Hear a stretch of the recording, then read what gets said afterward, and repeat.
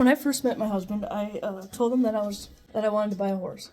But then in September, I convinced him that I needed another horse. I don't know how I did it. It was the best $350 he ever spent on me. Her name was Coco. She brought me my confidence back. When I was younger, I had a riding accident where I got a concussion, so I was very nervous around horses.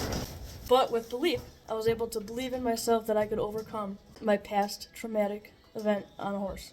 That not all horses, I just had to trust myself. And I think me being scared, horses can feel that, so that doesn't help. So we have to believe in ourselves so our horses believe in us, right? Yes. Yeah.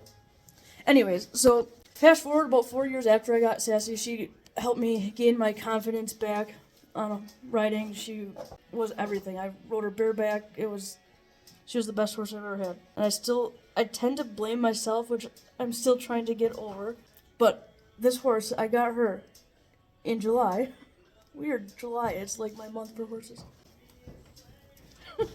I got her in July, and Coco ended up colicking in February that following year.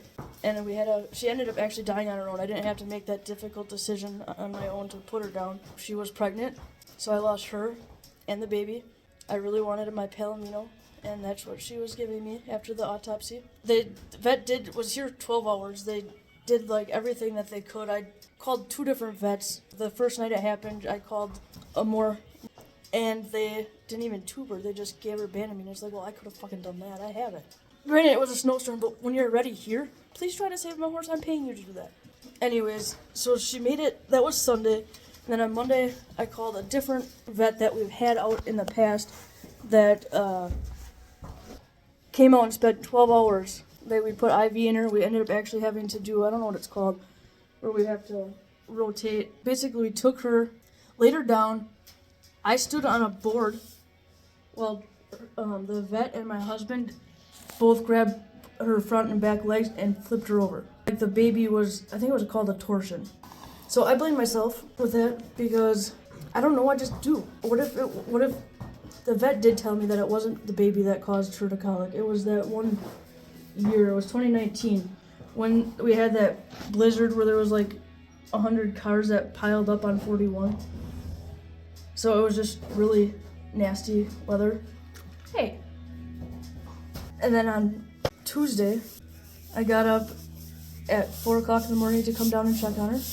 I came down to check on her, and she was like super happy, wanted to get out of her stall.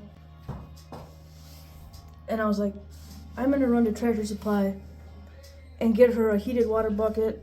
So I told my husband that when I got home. Like, he was with a customer at the time, and he's like, just hold on until I'm done with this, just wait. This was at 8 o'clock. When the customer left, he told me that I didn't need to go to Tractor Supply. That, because we had a camera down in the barn and you can hear noises and whatever else. My dad called him and told him that he heard a big bang in the side of the stall and she went down and died on her own. I did have the autopsy done. The vet did say that her large intestine was dying and there was nothing that we could do. There's no way she would have made it to Madison to... Nice, sweetie. Made it to Madison to have surgery, and there's never a guarantee if that $10,000 would even save her. She actually died right in that corner. It's so hard to not blame yourself. But, that little asshole. This little sass, what do I call Coco Sass? I bought her in July. Coco died in February. This horse, I trust with my life now. She was my rock. She helped me. She was there. She helped me get past the loss of Coco, the one that gave me my confidence back. This horse here, my baby,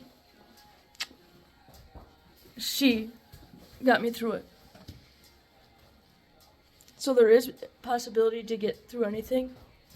We are capable of making it through.